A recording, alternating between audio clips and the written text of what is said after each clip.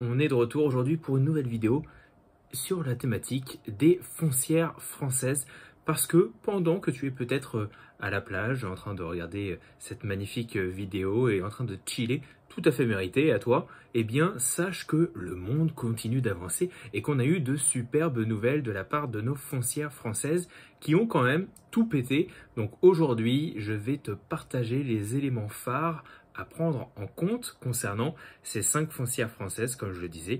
On va voir les plus grosses: Clépierre, Unibail-Rodamco, Gecina, Icade et Covivio. C'est le programme de cette vidéo. On commence. Alors comme je te le disais, on a énormément de nouvelles positives de la part de nos foncières françaises.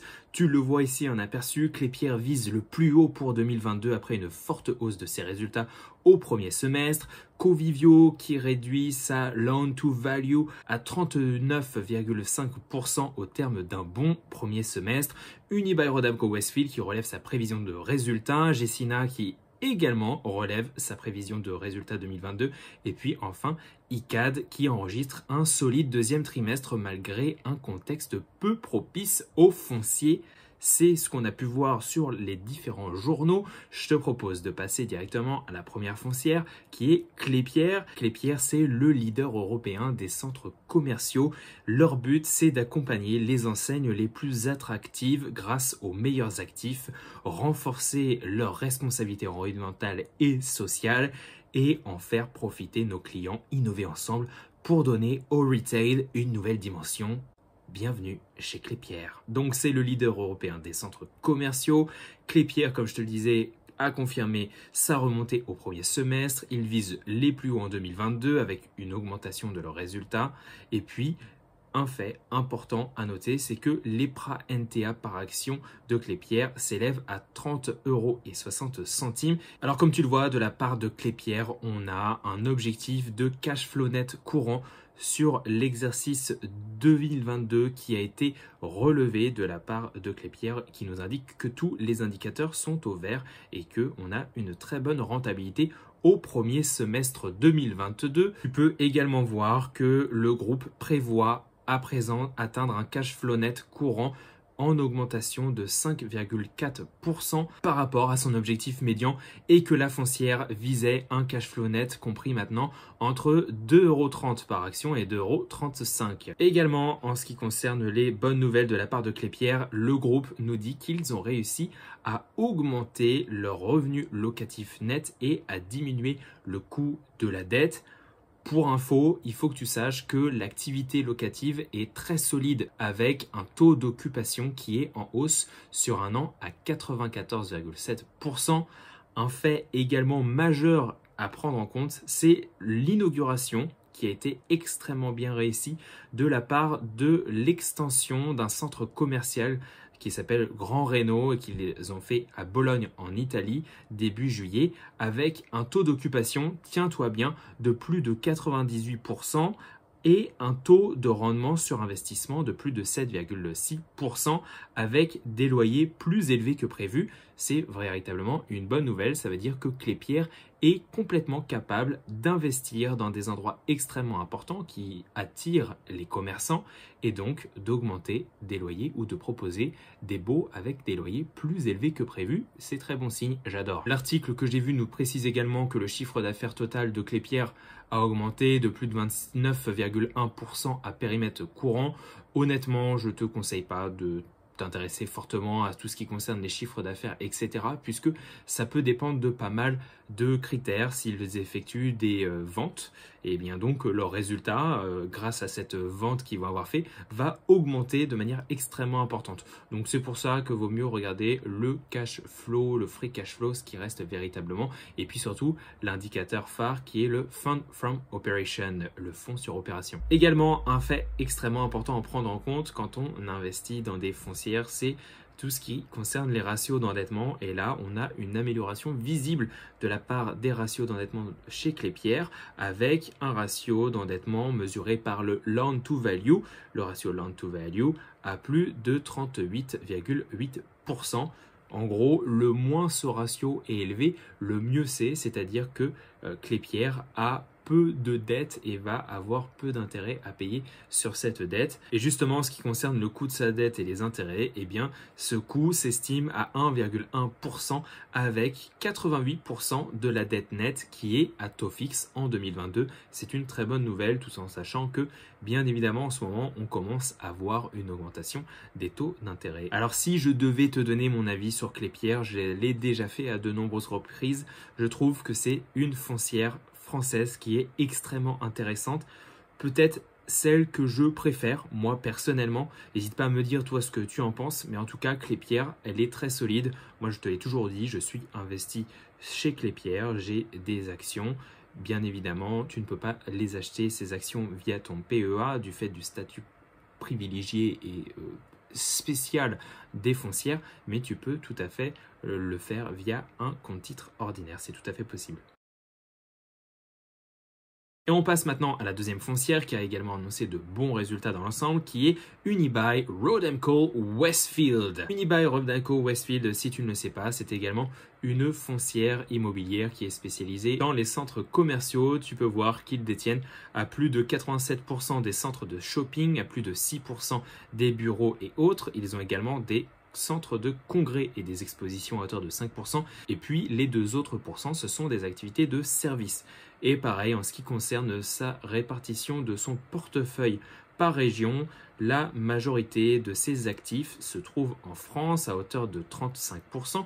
Ils ont également une partie non négligeable qui se situe aux États-Unis à hauteur de 24%. Et puis après, on a le Royaume-Uni, l'Espagne, l'Allemagne à hauteur de 7%. On a l'Europe centrale à hauteur de 9%. Alors, je ne sais pas ce qu'ils y intègrent dedans.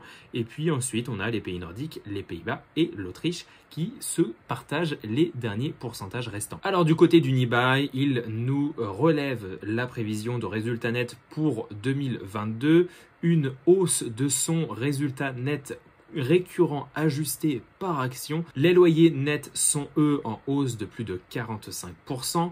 Et le BE, l'excédent brut d'exploitation, lui, il s'inscrit en augmentation de 48%, comme tu peux le voir. Unibail Rodamco encaisse quasiment la totalité de ses loyers, 96%, contre 88% à la fin 2021 et 73% au même semestre mais de l'année précédente. Ça veut dire qu'on a une amélioration assez importante du contexte économique et que donc les entreprises qui étaient fermées et qui ne payaient pas leur loyer à cause du Covid, de la pandémie et de tout le bordel qu'il y a pu avoir, et bien là on a une remontada, on peut dire, de la part de ces entreprises qui du coup se remettent à payer leur loyer et c'est bien.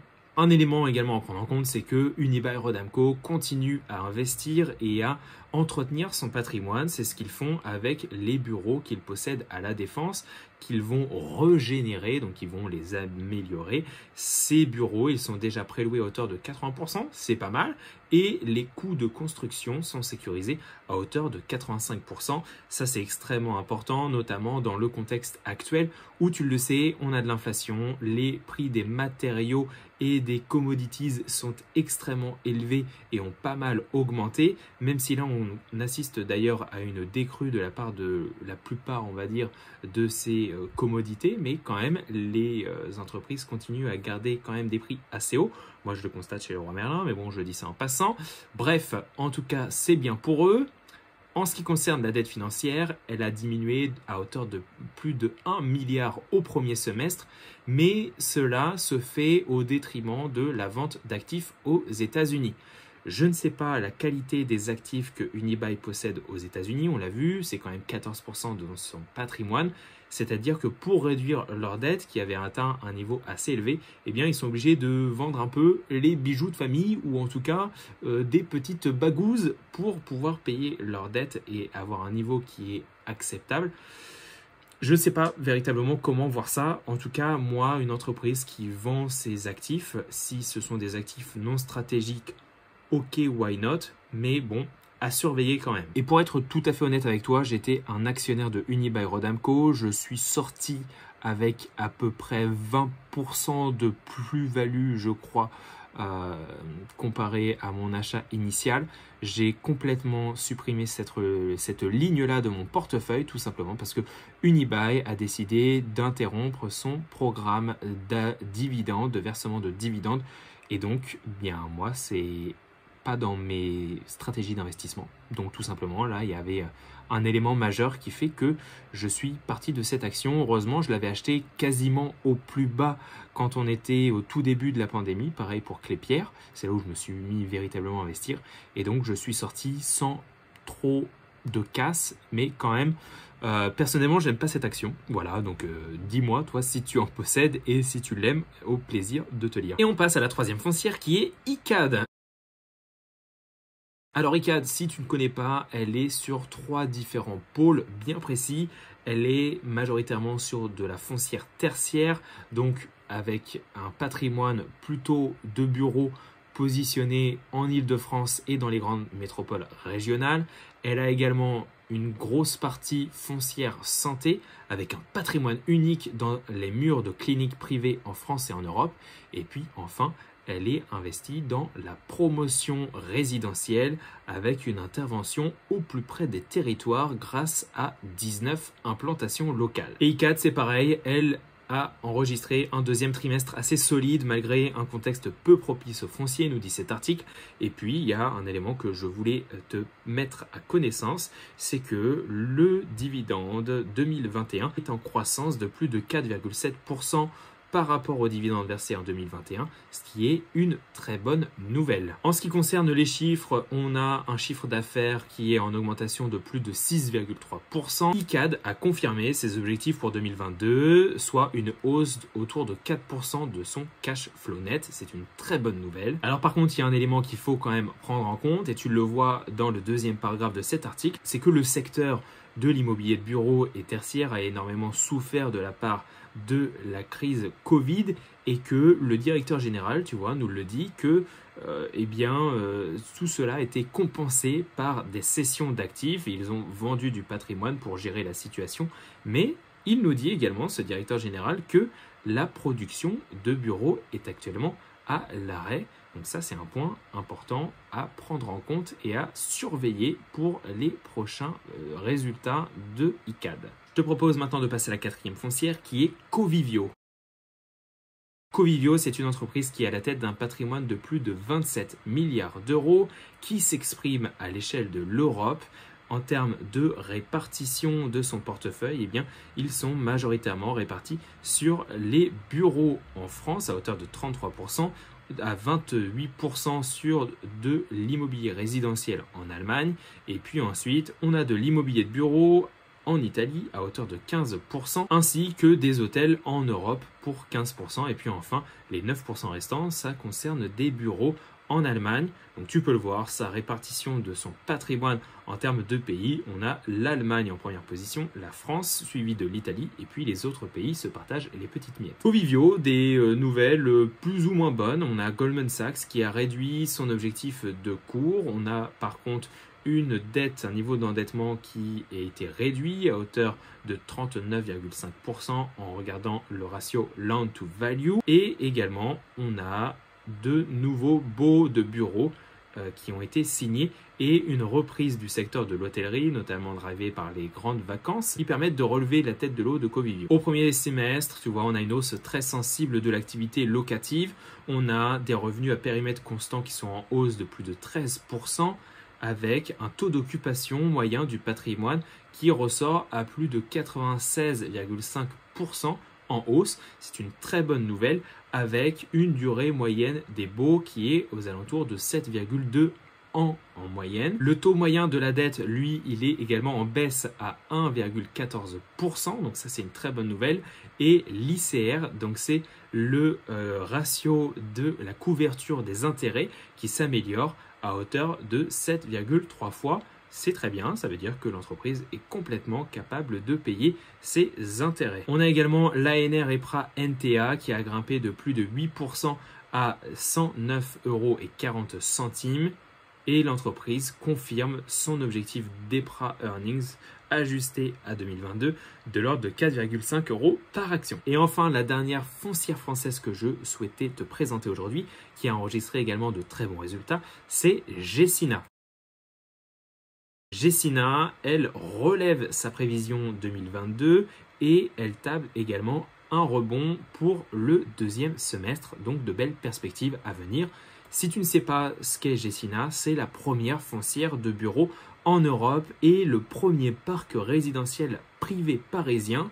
Ils ont une très forte solidité financière avec une capitalisation boursière de plus de 7,4 milliards d'euros et un dividende versé en 2022 à 5,30 €. En ce qui concerne les résultats de Gecina, tu le vois ici, on a une hausse brute des loyers de plus de 3% à périmètre constant. On a un résultat récurrent net par action qui est également en hausse de 3,9%.